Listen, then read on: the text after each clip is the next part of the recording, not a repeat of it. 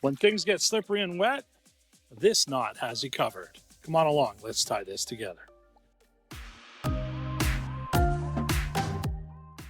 So we want to take our first loop, second loop, pass it under, just like the clove hitch. Snug that around my finger, just easier to dress that up.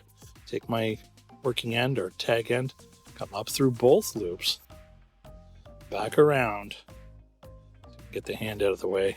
I want to put that right back in through those holes, just underneath here.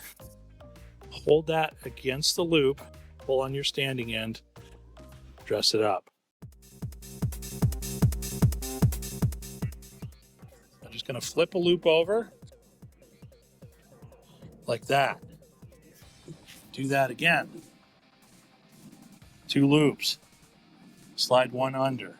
Groovy. Tighten down on the finger. Okay, I want 2 holes there. Grabbing this end. Pass that through. Okay, I'm going to come around standing end. Back around this way. Slide that through. Yeah. Want to dress that up.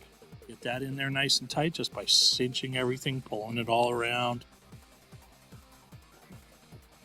And this one, once it's tightened and you have a load on it, it's not going to come apart as easily as the regular bowline.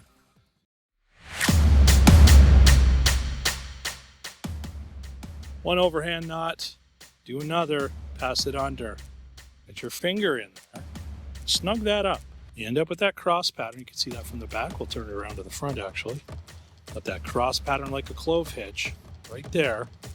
And the double right here. That's what's going to do all the grabbing. Now, we do need to take a line, tag in, and push it through both holes.